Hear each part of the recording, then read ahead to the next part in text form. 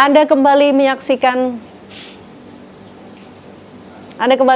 Apa Kabar Indonesia Malam. Pemirsa, kita lanjutkan diskusi kita di hari Lebaran, berlebaran bersama Menteri Agama Republik Indonesia. Pak Menteri, ini kami ingin tahu apa saja yang sudah dilakukan oleh pemerintah untuk memastikan jalannya perayaan Idul Fitri tahun ini bisa berjalan lancar seperti hari ini tentunya. Iya, saya pribadi jadi saksi ya bahwa rapat-rapat yang dilakukan pemerintah itu jauh sebelum Ramadan ya. Sebelum Lebaran, sebelum Ramadan kita sudah mempersiapkan tentang persiapan mudik ini.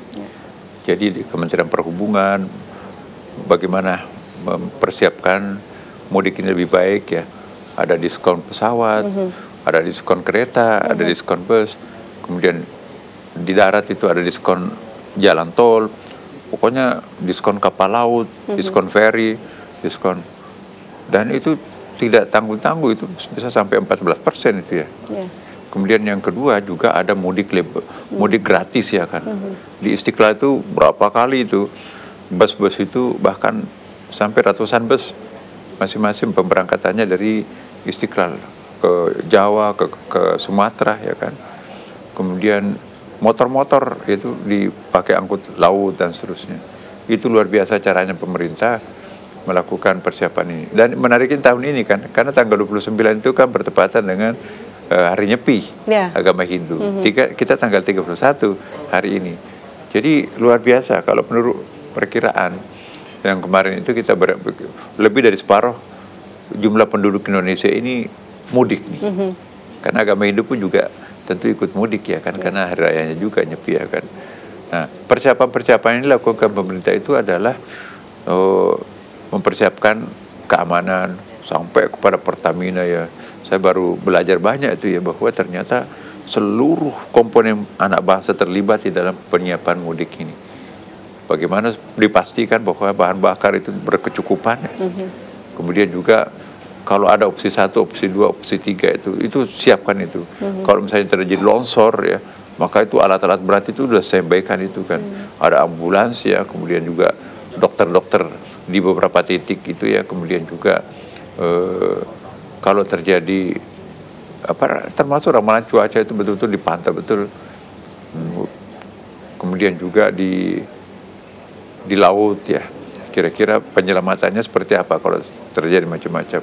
Bandara-bandara yang sudah demikian sibuk, itu betul-betul luar biasa. Mencegah, memitigasi semua risiko yang bisa terjadi. Pemerintah kita sudah sangat profesional ya. Mobilisasi penduduk yang sampai lebih dari 100 juta ini, itu kan tidak gampang ya.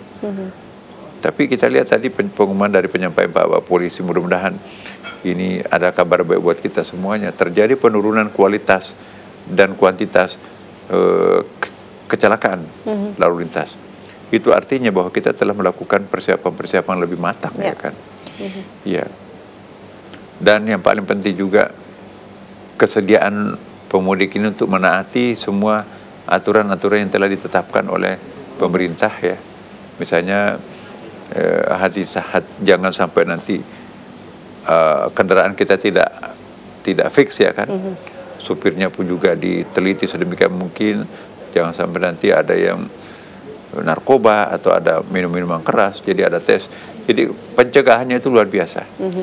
Nah, saya kira banyak negara harus belajar ke Indonesia karena teman-teman kita di negara-negara lain itu kan kecil jumlah penduduknya kan, itu kewalahan itu untuk mengatur mobilitas masyarakat. Indonesia yang sedemikian besar jumlah penduduknya mampu melakukan itu. Maka itu juga saya pengalaman di haji ya kan. Jemaah haji yang paling besar jumlahnya di dunia ini adalah Indonesia.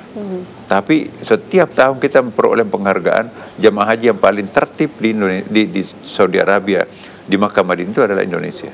Itu tak teringkari dan itu bukti bahwa Indonesia paling mampu menciptakan suatu persiapan haji yang sangat rapi, pelanggaran sangat sedikit, dan mitigasi risikonya pun juga sangat rapi, dan ini yang kita banggakan sebetulnya ya. Kemudahan masyarakat untuk diatur itu juga satu poin yang sangat penting. Kalau masing-masing keras kepala, susah ya, gitu. Susah itu. Nah ini satu kebahagiaan tersendiri. Masyarakat kita tuh mau mendengarkan pemerintahnya, pemerintah pun juga mau memperhatikan rakyat. luar biasa. Kita harus syukuri. Terus syukuri dan juga apresiasi untuk masyarakat yang bisa betul. menaati aturan-aturan yang telah ditetapkan oleh pemerintah.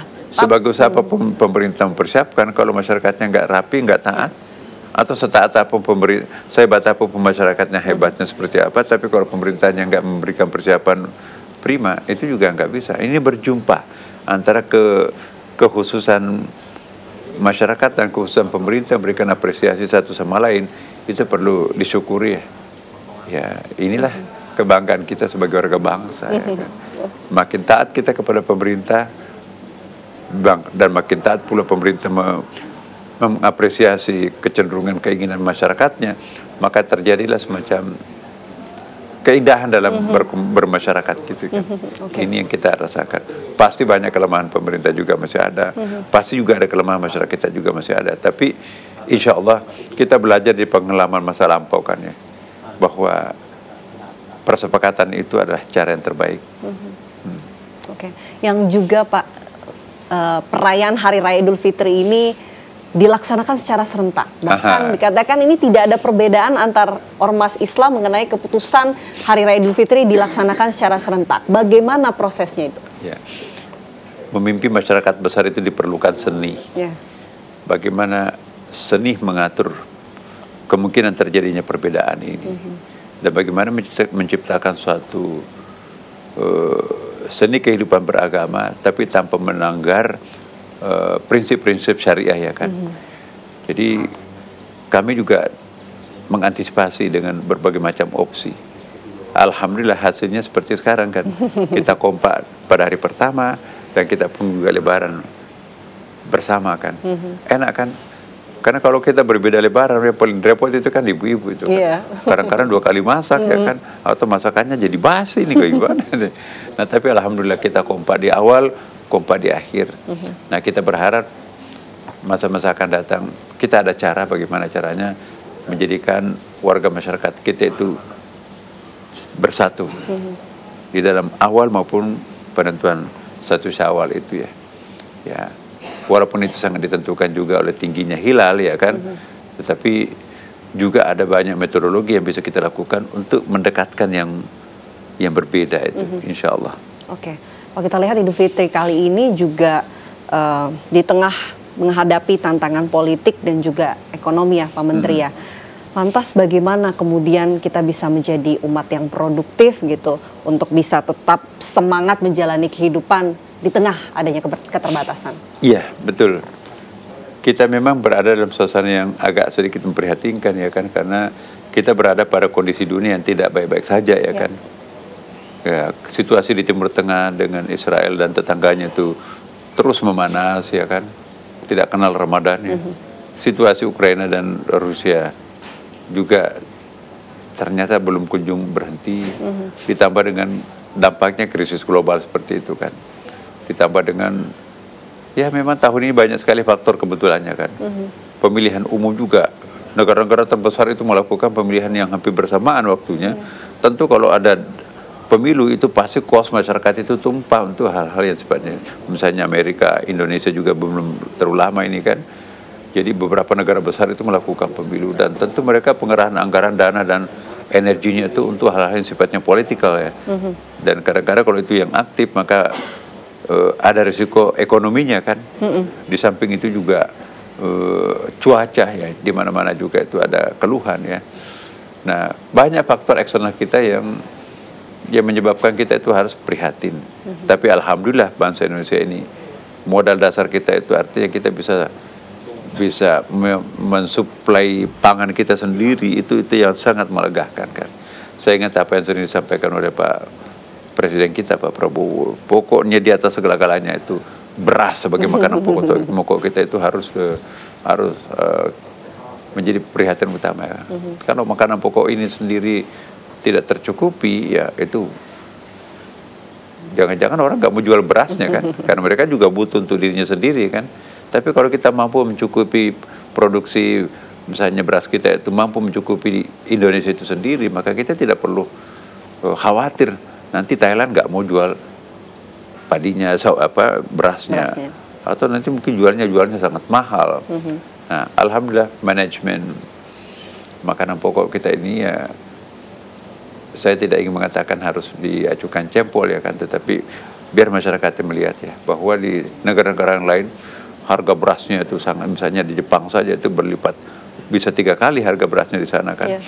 Kemudian juga di negara-negara yang lain. Kenapa? Karena negara-negara orang yang kira-kira memperhitungkan pas faktor cuacanya itu tidak menentu, mereka tidak akan menghabiskan cadangannya untuk dijual, diekspor ya kan, karena mereka juga butuh ya kan. Tapi kalau kita bangsa Indonesia seperti ini, insya Allah ya mampu mencukupi kebutuhan pangan sendiri tanpa harus mengekspor, mengimpor ya kan. Nah itu juga satu hal yang sangat penting. Maka itu kita sangat bersyukur ya, situasi internal kita juga sangat bagus ya, situasi politik kita itu tidak seperti negara-negara yang lain ya kan. Situasi regional kita pun di kawasan Asia Tenggara ini juga tidak seperti kawasan-kawasan di tempat yang lain. Jadi faktor kita itu juga di sekitar ini banyak hal. Nah bagi saya adalah kita harus syukuri apa yang ada. Harus syukuri apa yang ada. Termasuk juga Pak, adanya ancaman PHK. Bagaimana kemudian kita bisa menyikapi adanya situasi yang tidak mendukung begitu mengenai kondisi adanya ancaman PHK, urusan ekonomi tersebut Pak? Ya betul, kalau kita lihat berhitung, saya bukan bidang statistik ahlinya, tapi saya suka hobilah membaca statistik ya kan. Kalau kita membandingkan negara-negara yang lain ya kan, angka PHK saja di Amerika sendiri kan juga sangat tinggi ya kan, negara superpower seperti itu. Kemudian juga di negara-negara yang lain, bahkan tetangga kita sendirilah, kita sangat beruntung ya kalau dilihat dari segi angka-angka perekonomian. Misalnya inflasi kita itu ya relatif sangat rendah ya kan. Kemudian juga tingkat pertumbuhan ekonomi kita secara makro ya, secara global itu juga jauh di atas rata-rata di beberapa negara. Katakanlah misalnya mungkin negara Muslim yang sedang merayakan Lebaran hari ini, ya kita masih lebih baik ya kan. Ya alhamdulillah kita bersyukur. Nah cuma kita harus juga prihatin ya. Di tengah keprihatinan kita ini, kita bersenang-senang, berlebaran, makan seenak-enaknya kita hari ini, tapi kita juga prihatin saudara-saudara kita di Palestina itu masih terus digempur ya, mestinya mereka itu berbahagia, tetapi menderita. Teman-teman kita di tetangga kita di Myanmar, di Thailand, ya kita di sini makan enak, tetapi teman-teman kita di situ tuh saya nggak bayangkan itu ya, mayat bergelimpangan di mana-mana ya. Kita ya lagi-lagi bersyukur kita terhindar dari musibah-musibah seperti itu ya. Maka itu saya minta kepada kita semuanya, mari kita melihat pemandangan yang terjadi di mana-mana. Ya, apakah itu di Timur Tengah, apakah di kawasan Asia Tenggara sendiri. Sementara Indonesia kita mendapatkan suatu kekhususan dari Allah seperti ini. Jadi mari kita mensyukuri, mari kita menjauhi dosa maksiat yang bisa mengundang musibah langit, musibah bumi ya. Jadi tentu juga ya mudah-mudahan bulan suci Ramadan ini juga menjadi faktor tolak bala ya kan. Mari kita mempertimbangkan kualitas Ramadan kita itu tidak cepat luntur seusai Ramadan pergi ya kan. Dan bagi kita yang beragama Islam, sempurnakanlah Ramadannya itu dengan berpuasa 6 hari pada bulan Syawal ya kan.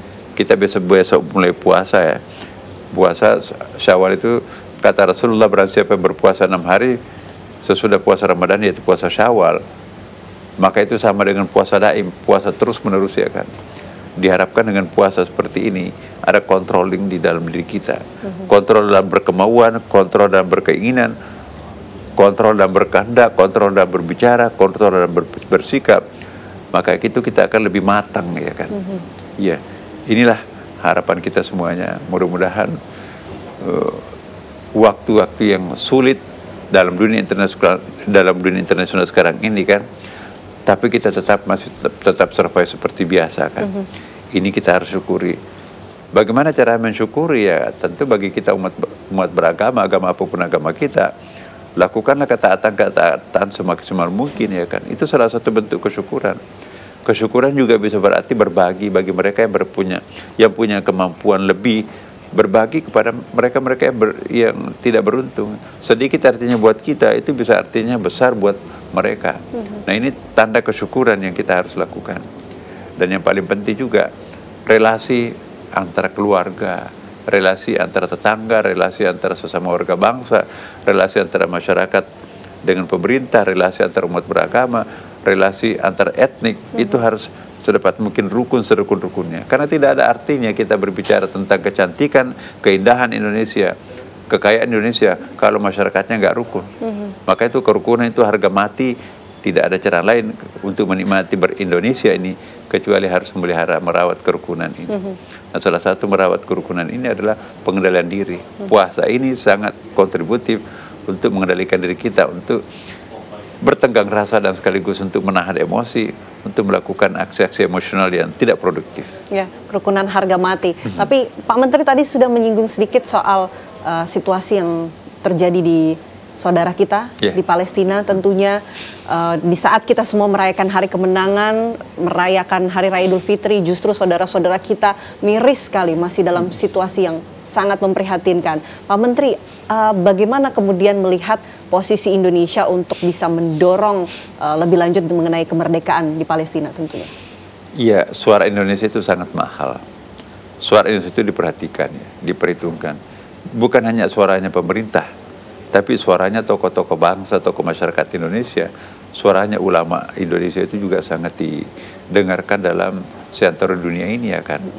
Kenapa? Karena salah satu kebanggaan kita sebagai orang Indonesia, ya kan, di berbagai macam survei, hampir setiap tahun ada survei itu, negara yang paling menghargai charity, bantuan, ya, negara yang paling pemurah, ya, untuk membantu saling satu sama lain itu ada di Indonesia. Nah, moralitas atau modal sosial seperti ini sangat penting. Coba kita lihat hari ini misalnya, kan, terjadi pergerakan besar-besaran, baik melalui pemerintah maupun melalui swasta, maupun antar individu. Sekarang ini berlomba-lomba untuk memberikan bantuan ke Myanmar dan ke Thailand. Ya, kita lihat di pesawat tadi kan berapa pesawat pemberangkatannya hari ini, ya. Jadi ada spontanitas seperti itu. Masyarakat kita juga di Indonesia ini memberikan bantuan makan kepada Palestina. Di Istiqlal sendiri mengorganisasi, baru saja ini bulan Ramadan kita mengirim dana, ya, lumayan banyak, ya, besar, ya, sudah miliaran dana yang kita kirim melalui Istiqlal, fundraising melalui Istiqlal untuk meringankan bebannya teman-teman kita yang di Gaza sana itu, ya. Kita juga sedang mencoba untuk memikirkan rumah sakit atau membangun kembali masjid-masjid di sana itu. Tapi kekhawatiran muncul, jangan sampai nanti baru mau dibangun terus dibombardir lagi, kan. Nah, jadi ini saya kira tekanan internasional perlu ada, ya, bagaimana supaya Israel itu lebih mempertebal rasa kemanusiaannya, ya, dalam keadaan sedang berpuasa, dalam keadaan sedang cuacanya seperti sekarang ini, masih saja saya neneknya membombardir orang seperti itu, kan.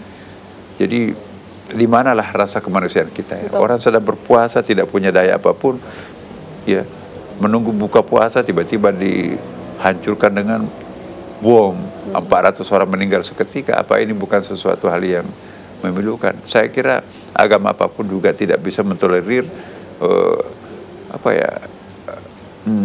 tindakan-tindakan yang tidak berkemanusiaan ini. Ya, kita kan negara non-blok, ya kan. Jadi kita juga menghimbau kepada semua pihak, ya, semua hal-hal yang bisa merusak gencatan senjata itu, siapapun pihak manapun juga, mari kita taati. Nah, tapi persoalannya sekarang ini, ya, ada relasi kuasa, ya. Israel terlalu kuasa di situ, di kawasan itu. Sementara tetangganya itu terlalu lemah.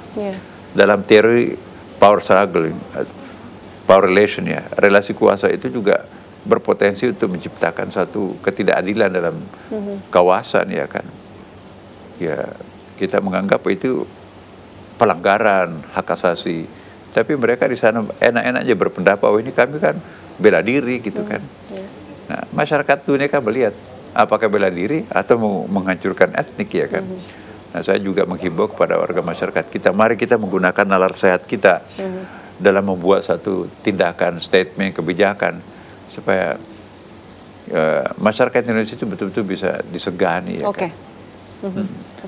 Dan mudah-mudahan memang situasi yang tengah dialami oleh saudara-saudara kita di Palestina bisa segera berakhir, itu tentunya yang sangat diharapkan oleh baik itu masyarakat Indonesia maupun pemerintah Indonesia. Ini keduanya satu suara untuk mendukung kemerdekaan di Palestina. Baik, terima kasih banyak Pak Menteri sudah berbagi cerita mengenai makna Idul Fitri dan juga agenda ya, aktivitas dari Hari Raya Idul Fitri hari pertama. Semoga di hari kedua Pak Menteri kegiatan kedepannya terus lancar Pak. Mohon maaf lahir batin, terima kasih sekali lagi atas waktunya bersama Apa Kabar Indonesia. Terima kasih atas dukungan masyarakat setempat ya, Kementerian Agama terutama ya.